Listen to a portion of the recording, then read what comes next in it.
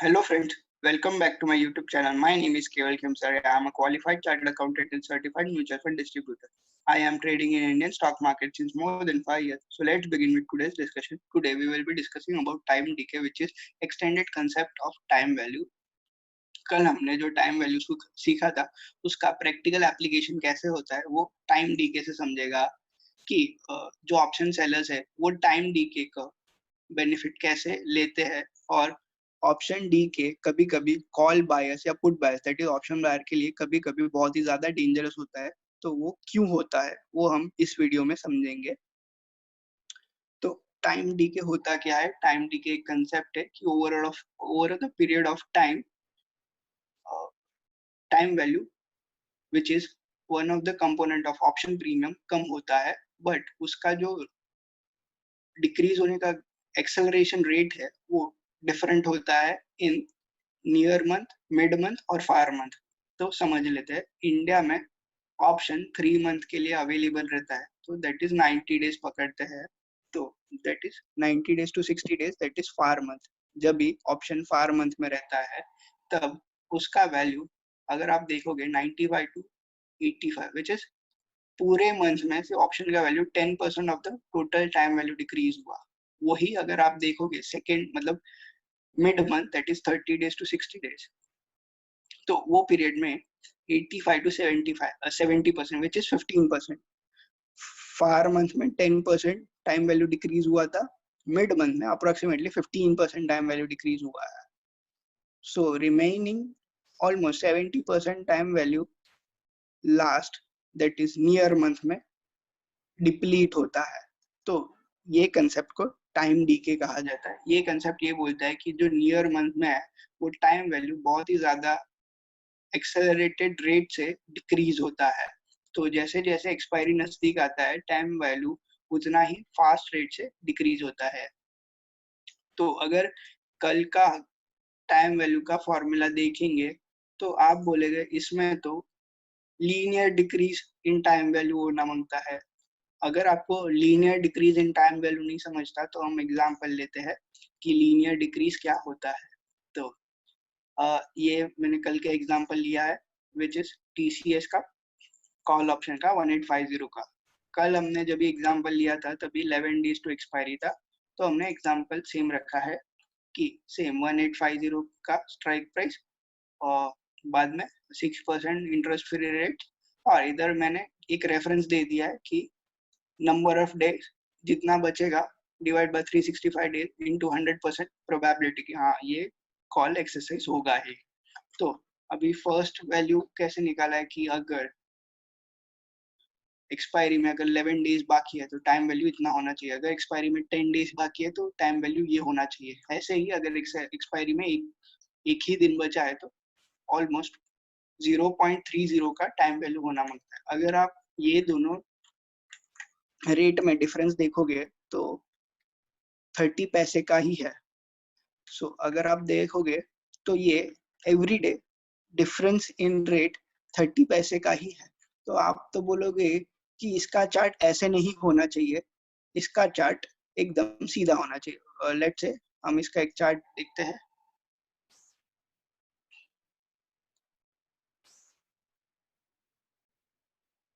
सो आप बोलोगे कि इसका चार्ट तो ऐसा होना चाहिए, ऐसा नहीं होना चाहिए, ये तो स्लोप है, ये लीनियर डिक्रीजिंग ऑप्शन प्रीमियम है, तो ऐसा क्यों नहीं होता? तो ये समझने के लिए क्या ये दोनों चीज सेम है या डिफरेंट है, तो आने वाले 2 मिनट में आपको समझ जाएगा कि ये सेम है कि डिफरेंट है। ये आप जो बोल रहे हो it is in premium terms, ये जो है it is in percentage terms. अगर देखोगे परसेंटेज ऑफ प्रीमियम रिमेनिंग, तो अगर आप एब्सोल्यूट टर्म में बात करोगे तो डेली 30 पैसा ही प्रीमियम डिक्रीज होता है, तो यस आप राइट हो, ये लीनियर डिक्रीजिंग रेट है। बट अगर मैं परसेंटेज में इसको करूं तो मैंने क्या किया है, ये जो डिफरेंस है उसको प्रीवियस डे से डिवाइड कर दिया, जो डिफरेंस है वो परसेंटेज में देखा है। तो ऑन द 10th डे मेरा टाइम वैल्यू 9% से डिक्रीज हुआ ऑन 9th डे, इट 10% से डिक्रीज हुआ on 8th day, it fell by 11%, 7 days it fell by 13, last में जब भी 2 दिन बचे एक्सपायरी को, टाइम वैल्यू फेल बाय 33% और लास्ट डे तो 50% डिक्रीजिंग टाइम वैल्यू। सो ये जो जैसे ही एक्सपायरी नजदीक आता है वैसे ही difference in premium in percentage term बहुत ही ज्यादा एक्सेलरेट हो जाता है। तो ये स्लोप जो है it is in percentage terms. तो अगर कोई आपको बोलता है कि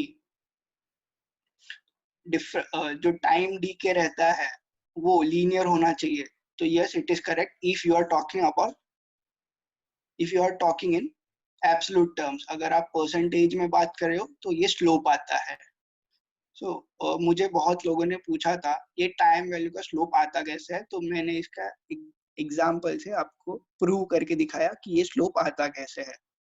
ठीक है, सो लास्ट जो डेज में है, अगर मैं बात करूँ कि सिर्फ एक ही वीक बाकी है एक्सपायरी को, तो अगर समझो एक वीक बाकी है तो लेट्स से 4 ट्रेडिंग डेज बाकी है, तो एवरी डे 20, 25%, 33%, 50% टाइम वैल्यू में डिक्रीज आता है। अगर ये रेट से उसका मार्केट प्राइस, अगर इंट्रिंसिक वैल्यू चेंज नहीं हुआ, लेट्स टेक वन एग्जांपल कि आपने अभी सिर्फ एक्सपायरी में 2 ही दिन बचा है, ठीक है, और आपने एक कॉल बाय किया, तो कॉल का लेट्स से वैल्यू था 2 रुपीज, उसमें से ये जो 60 पैसा वैल्यू था वो तो टाइम वैल्यू का ही था। अगर वो स्टॉक का प्राइस ज्यादा नहीं बढ़ा तो आपको फॉर श्योर लॉस होगा, क्योंकि इधर टाइम वैल्यू बहुत ही ज्यादा फास्ट स्पीड से डिक्रीज हो रहा है। सेम वोलेटिलिटी में भी डीके आता है, बट वोलेटिलिटी का ऐसा कोई स्लोप नहीं है, वो डिपेंड कि कौन सा सिचुएशन है। तो वोलेटिलिटी जनरली डिक्रीज होता है, बट इन एक्सेप्शनल केसेस वो ऑन एक्सपायरी डे बढ़ जाता है, और एक्सपायरी वीक में डिपेंड करता है कि कुछ न्यूज आया वगैरह, तो वो इंक्रीज भी हो सकता है। तो उसमें ऐसा कुछ स्लोप नहीं होता है, बट टाइम वैल्यू में यस ऐसा स्लोप देखने मिलता है।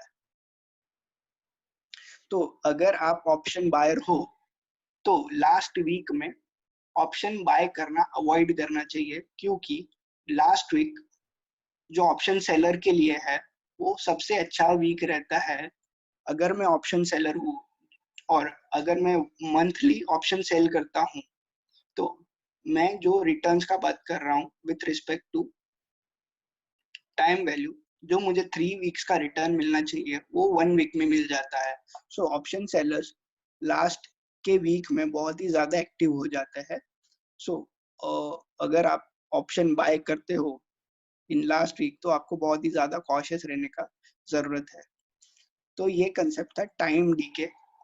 आगे जाके हम जो प्रैक्टिकल स्ट्रैटेजीज देखेंगे इसमें मैं आपको ये कंसेप्ट का रेफरेंस बहुत बार देने वाला हूँ, तो ये कंसेप्ट को एक बार थरली देख लीजिए कि क्या होता है। अगर इसमें कुछ भी डाउट या क्वेरीज हो तो आप नीचे कमेंट कर सकते हैं।